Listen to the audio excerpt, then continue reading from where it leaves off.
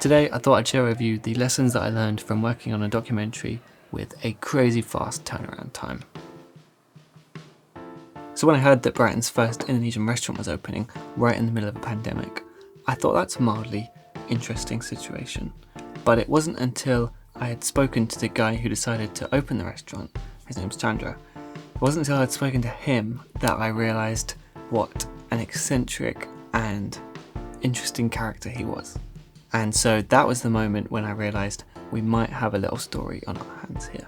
So if you look at this through the lens of traditional screenwriting techniques, then essentially we had an interesting character and they had a clearly defined goal, something that they were fighting for and something that obstacles could get in the way of. And that's the story, right?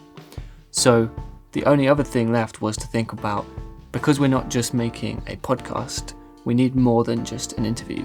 We need some visuals. Fortunately, I love watching films about food. I think there's so much energy in the kind of sensory experience of seeing what happens in a kitchen, the sounds and the smoke and the steam and the colours of the food, But then, of course, a typical documentary involves spending months filming someone, getting to know someone, and then, really just kind of patiently waiting for the story to unfold naturally. But we didn't really have that on this project because we pretty much had 1 week to start and finish this documentary, which was basically me as the producer-director and Tiara Westlake as the director-editor. So it's very much a kind of collaborative process with each of us kind of taking on different roles depending on what was needed for the moment, but there was never more than 2 people on set. We didn't really fancy the odds of just hoping that something fascinating would happen on the days that we happened to be filming, and so we decided to contact an Indonesian food blogger. The idea being that she could come down and we could interview her to ask her questions like, how difficult is it to open a restaurant during a pandemic? It gave the story a little bit of stakes, Will the Indonesian food blogger like the food? At this point, the restaurant was days away from opening, so we made plans for a bunch of interviews with Chandra, but when you're dealing with documentaries, real life can get in the way, and that's exactly what happened here. The restaurant's opening got delayed, and that affected our plans with Maria, the food blogger, and then after that, Chandra got really busy all of a sudden, and so his availability was reduced greatly. And so at the risk of the project collapsing completely, I decided to just push a little bit to see if we could lock in some filming dates. And we have a deadline, so we really need to film before the weekend. Okay, maybe let's do Wednesday.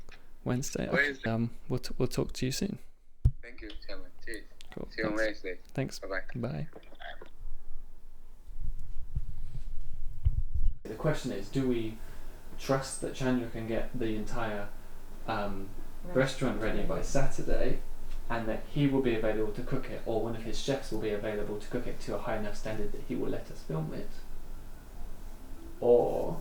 So we were essentially relying on Chandra's schedule to align with ours. And that's kind of scary because obviously I'm used to filming with a script when you know exactly what the ending is going to be like. And so we figured the best we could do would be to come up with some contingency plans. So, for example, if the restaurant's kitchen still wasn't ready for business, then maybe we could find another kitchen that we could film in. So with the contingencies in place, we went ahead and prepared the interview questions. Now, of course, the main goal is to be as open as possible and not try and push the answers in one direction or the other. But we did, of course, think about what we know about him and try and imagine what some of the potential answers might be. We did ask the classic questions about what it was that made him want to start this restaurant and where his passion for food comes from. We still made an effort to ask very specifically about the challenges that he's faced while opening this restaurant. So we're hoping those answers might give us a bit of the conflict of his situation, a bit of drama and urgency. And so vulnerability was the other thing that we were really aiming for with the questions, because it's not easy to have someone open up on camera, especially if you've just met them. And so we really tried to tailor our questions to, how did you feel about opening the restaurant? How did you feel when this happened? We arrived to film the main interviews and chatted with Chandra for a bit before we sat down to film. And then we decided to end the interview after 45 minutes, which is a lot less time than you would usually spend talking to someone for a project like this. But we decided to end it early so that we could go ahead and film in the kitchen. And obviously chefs are famous for moving quickly, so it was a little bit hectic trying to get the lights set up in time. And we ended up just kind of bouncing some LEDs off the back wall and then just turning off all of the other lights to try and give a bit of shape to a room that was previously kind of just totally evenly lit. And then Tiara and I had a camera each, and we'd already decided that I was going to be focusing on the close-ups of the food and Tiara was going to go on a wider shot, focusing more on his face. And that actually worked out really well because it meant that we didn't need to be constantly talking about who's filming what, and we never had kind of the same shot filmed twice. So trying to figure out and anticipate what was about to happen enough that we could still frame up the shots and keep everything in focus definitely put my camera operating skills to the test. And so to be honest, we walked away from that shoot really doubting whether we'd have enough usable material to make the edit. Fortunately, looking at the footage, we were quite relieved with what we'd been able to pull off. If I had to do it again though, I think I would have taken the time to kind of interrupt the flow of him cooking a couple of times. I got caught up in the moment, or I was trying to be a bit of a documentary purist by just stepping back and following whatever happened and not interfering at all. But there were probably a couple of moments when I should have just said, hang on a minute, can you just tell us what you're about to do? Or can you just pause for 10 seconds while we set up the shot, just to make sure the footage was of the best quality. I think what I'm learning with these documentaries is that there's a lot of balance, I'm constantly walking the line between wondering if I'm filming too little footage or too much footage.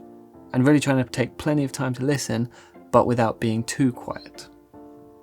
So yeah, like any project, there's a lot to learn from it and a lot to be learned, but I'm just really enjoying how kind of light on your feet you can be with documentaries, because you don't have to plan the shoot 3 months in advance. You don't have to write a script before you do anything. So it's been fun. It feels like a very intuitive way to tell a story. So yeah, if you'd like to watch the finished documentary, it'll be appearing on the screen now. And other than that, all I've got to say is that my name's Cade, this has been DSLRguide, and I'll see you next time.